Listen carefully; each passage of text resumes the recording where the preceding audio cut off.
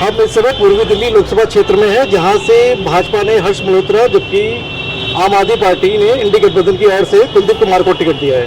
आइए हम जनता के बीच में है, जनता की राय जानने की कोशिश करते हैं कि जनता के मन में क्या चल रहा है। जी मैडम, आपका नाम? मेरा नाम है उमा चौधरी। क्या करते हैं मैडम आप? I am a teacher by profession. ठीक है, तो मैडम क्या चल रहा है, आपको लग रहा है पूर्वी दिल्ली में क्या लग रहा है चुनावी मिजाज?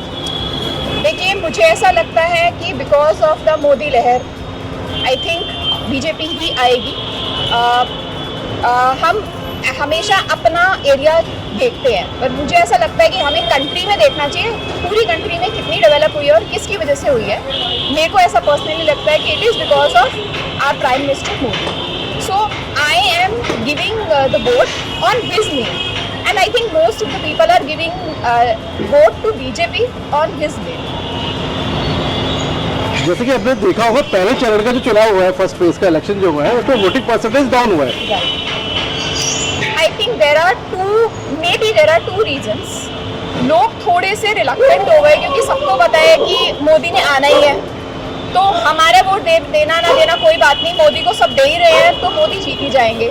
मुझे ऐसा लगता है एक रीज़न ये। दूसरा रीज़न ये हो सकता है कि जो बाकी पार्टीज के फॉलोअर्स थे, उनको लगता है कि जैसे कांग्रेस है, Congress is washed out in many elections from previously, तो उनको लगता है हम देंगे भी तो जीतना तो है नहीं कांग्रेस में।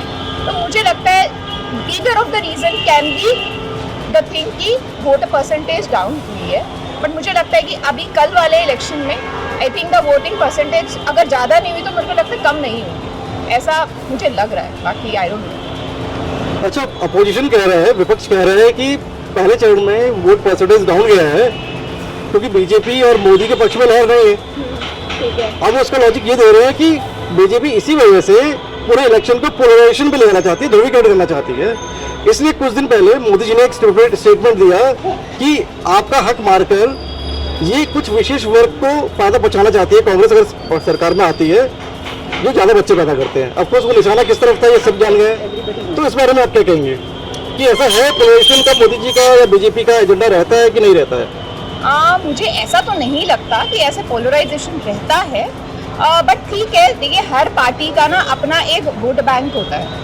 जैसे मुझे लगता है मोदी जी का आरएसएस से जुड़े हुए हैं, वो जुड़े हुए हैं, तो शायद हिंदू वाला वोट लहर इनका है, शायद मुस्लिम्स वाला वोट लहर ज़्यादा कांग्रेस का है। बट हाँ, दिल्ली में इफ यू स्पीक, पिछले टाइम 2 बार से तो आम आदमी पार्टी आ रही है, बट अभी क्योंकि इतने सारे स्कैम्स आ गए हैं तो दिल्ली में तो आम आदमी पार्टी मुझे नहीं लगता कि आएगी। हो सकता है बीजेपी क्लियरली ना आए दिल्ली में, क्योंकि दिल्ली में बहुत टाइम से बीजेपी आई ही नहीं है। पहले कांग्रेस थी, अब आम आदमी पार्टी, तो हो सकता है बीजेपी क्लियर स्वीप तो नहीं करेगी दिल्ली में। इंडिया में डेफिनेटली करेगी, दिल्ली में नहीं करेगी, लेकिन कोई मिक्स करके किसी के साथ बना लें तो अलग बात है। आपको क्या लगता है कि हर बार हर 5 साल में बीजेपी अपना प्रत्याशी बदल देती है, तो क्या है कि प्रत्याशी में भरोसा नहीं है, खाली मोदी का ही चेहरा सामने रह गया है, या प्रत्याशी खड़े नहीं उतर रहे हैं? और जनता के मन में भी ये है कि प्रत्याशी कोई भी हो, जैसे हंसराज हो, गौतम गंभीर हो, आते हैं जाते हैं, तो क्या मतलब मोदी का फेस ही रह गया है और आप लोगों के लिए जो जनता है? देखिए, मैं इस तरह से इसको लेती हूँ कि बीजेपी ने गौतम गंभीर को करा, हंसराज हंस को करा, उन्होंने हो सकता है उन्होंने सही काम नहीं किया एज पर मोदी एक्सपेक्टेशन, तो उन्होंने हटा दिया। अब मुझे ऐसा लगता है कि Modi ji is not the person कि वो अपनी उसमें रहते हैं कि ठीक है इसको ही दोबारा दे देते हैं, ये काम कर लेगा। उनको मुझे ऐसा लगता है कि वो ऐसे पर्सन है कि अगर उन्होंने तुम्हें मौका दिया और आपने अपने आप को प्रूव नहीं किया तो he will throw you out. वही हो शायद गौतम गंभीर और उनके साथ हुआ है, शायद उतना काम जितना उनकी एक्सपेक्टेशन थी शायद नहीं हुआ। तो मुझे लगता है कि वो भी यही चाहते हैं कि सही कैंडिडेट आए, और सही कैंडिडेट के लिए आपको टेस्टिंग तो करनी पड़ेगी ना। एक बंदा जिनको उन्होंने खड़ा किया वो नहीं कर पाया, तो फिर से उसको खड़ा करने का तो लॉजिक नहीं है ना। जनता ने उसको नकार दिया तो उसी को हम दोबारा क्यों खड़ा करेंगे? अच्छा, अपोजिशन कह रहे हैं कि बीजेपी ने सरकारी नौकरियां खत्म कर दी, युवाओं को रोजगार नहीं मिल रहा है, इस बारे में क्या कहेंगे? अगर आप परसेंटेज ऑफ एम्प्लॉयमेंट देखें तो मेरे ख्याल से एम्प्लॉयमेंट जनरेशन जो है बहुत ज़्यादा हुआ है पहले से अब। जो इतने सारे स्किल इंडस्ट्रीज खड़ी करी हैं और जो मेड इन इंडिया करा है, वो किस लिए करा है? वो इंडिया के लिए ही करा है, इंडिया के लोगों के लिए करा है और इंडिया के लोगों को एम्प्लॉय किया है।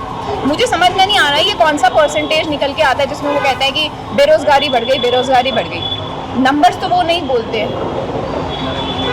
आप गवर्नमेंट स्कूल में हैं या प्राइवेट स्कूल में टीचर है? मैं प्राइवेट स्कूल में। क्या लगता है शिक्षकों ने, टीचर्स के लिए कुछ किया है सरकार ने? देखिए, और मैं क्योंकि दिल्ली में काफ़ी टाइम से कर रही हूँ, तो दिल्ली में तो मुझे पता है कि केजरीवाल जी ने स्कूलों के लिए तो बहुत कुछ किया है, बहुत इम्प्रूवमेंट है स्कूल्स में, लेकिन टीचर्स के लिए बिल्कुल नहीं है। टीचर्स का वर्कलोड तो बढ़ा है, लेकिन उन परमानेंट जो आप वैकेंसीज कहते हैं, दिल्ली में बहुत सालों से अब नहीं आई है। Everybody is on ad hoc basis now. Government ने अडॉक पे रखना शुरू कर दिया। दिल्ली गवर्नमेंट की बात कर रही हूँ, मुझे बाकी स्टेट के इतना एजुकेशन के मतलब एम्प्लॉयमेंट के बारे में नहीं पता। दिल्ली का पता है कि यहाँ पर अब परमानेंट वैकेंसी बिल्कुल खत्म हो गई है। सिर्फ गवर्नमेंट भी वही प्राइवेट वालों की तरह कर रही है। प्राइवेट भी यही करता है ज़्यादातर कि अडॉक पे रख रहे हैं, गवर्नमेंट भी यही कर रही है। लेकिन हाँ, टीचर्स का काम बहुत डबल हो गया क्योंकि उन्होंने डेफिनेटली स्कूल्स में इम्प्रूवमेंट की है। मैं खुद मान रही हूँ ये चीज़ कि उनके स्कूलों में इम्प्रूवमेंट हुई है। आपके लिए मायने रखता है कि प्रत्याशी कौन है आपके लोकसभा क्षेत्र से? मुझे लगता है मुझे तो इतना मैटर नहीं करता। मेरे लिए मुझे ऐसा लगता है कि लीडर अगर सही होगा तो प्रत्याशी कोई भी हो, लीडर उससे काम करा सकता है। तो इसलिए अगर मोदी लीडर हैं, I am very satisfied with him. I think he will get the work done in Delhi also. Delhi में सरकार कभी आई ही नहीं है, तो हम दिल्ली को इवैल्यूएट नहीं कर सकते बीजेपी के उससे। हम बीजेपी को हमें एक बार मौका देना चाहिए, पता चले कि जो वो पूरी कंट्री में कर रहे हैं, बहुत सारे स्टेट्स में कर रहे हैं, वो दिल्ली में कर पाएंगे कि नहीं कर पाएंगे। तो लोकसभा क्षेत्र तो बीजेपी का ही रहा है यहाँ पे, और बीजेपी ने ही चुनाव जीते हैं पिछले भी। पर चुनाव वो रहा है, लेकिन ओवरऑल गवर्नमेंट तो नहीं रही है ना दिल्ली में। नहीं, विधानसभा चुनाव की बात अगर आप कर रहे हैं तो नहीं रही है। हाँ। लेकिन लोकसभा चुनाव हो रहे हैं। पर देखिए, जो काफी डेवलपमेंट होती है वो विधानसभा से होती है, लोकसभा से कम चीजें। वो जब चुनाव आएंगे तब उसकी बात करेंगे, अभी फिलहाल लोकसभा चुनाव। चलिए, मेरे लिए I can tell you that मेरे लिए वही है कि मुझे ऐसा लगता है कि अगर इलेक्ट होके मोदी जी का आएगा, सेंटर में भी गवर्नमेंट उनकी होगी, स्टेट में भी उनकी होगी, तो डेफिनेटली दिल्ली में और इम्प्रूवमेंट होगी। कांग्रेस अपने मैनिफेस्टो में जारी किया है, उसमें कहा है कि हम सरकारी नौकरियां देंगे और रोजगार देंगे लोगों को। उसके लिए क्या कहेंगे? राहुल गांधी पे कितना भरोसा है आपको?